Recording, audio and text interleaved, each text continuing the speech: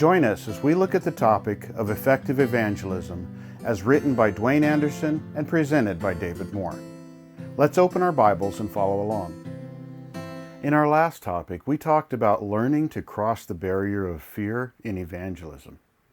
We saw that there are two basic factors in learning to witness without fear. First, we need to be shown how to share the gospel clearly by someone sharing the gospel while we observe enough times so that we can explain the gospel clearly and lead a person to Christ. Second, each time before we try to share the gospel, we need to yield ourselves to God through prayer so that we can witness in the power of the Holy Spirit instead of our own strength. Today, we would like to focus on the second barrier, the barrier of learning to make contacts for evangelism. We saw from observing what the 12 did that they learned to share the gospel first with relatives, friends, co-workers, and other acquaintances. However, once they had learned to share the gospel with those four groups, they had to learn how to make contacts with others in order to share the gospel. The disciples had known Christ, had traveled with him, and observed him for about 21 months before Christ sent them out 2 by 2 to share the gospel.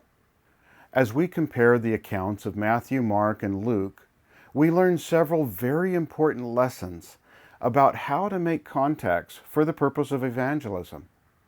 Since this was the first time Christ sent them out without going along with them, he gave them very specific instructions.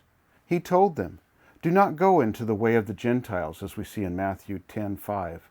Here we see that Christ knew they would learn how best to make contacts if they did not have to cross the language barrier at this point. He told them, "Do not enter into any city of the Samaritans," Matthew 10:5. Here we see that Christ knew that they would learn how best to make contacts if they did not have to cross the barrier of another culture, religion, or ethnic group at this point. And then, "Go to the lost sheep of the house of Israel," Matthew 10:6. Christ knew that it would be easiest for them to learn to make contacts within their own culture first.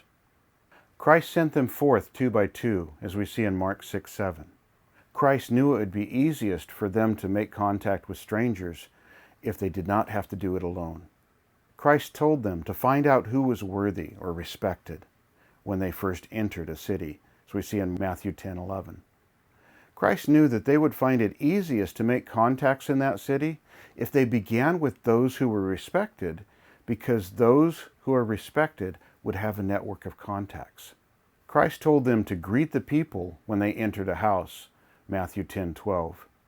Christ knew the importance of building relationships before starting to share the gospel. Christ said that if a house was worthy, to let peace come upon it, Matthew 10:13.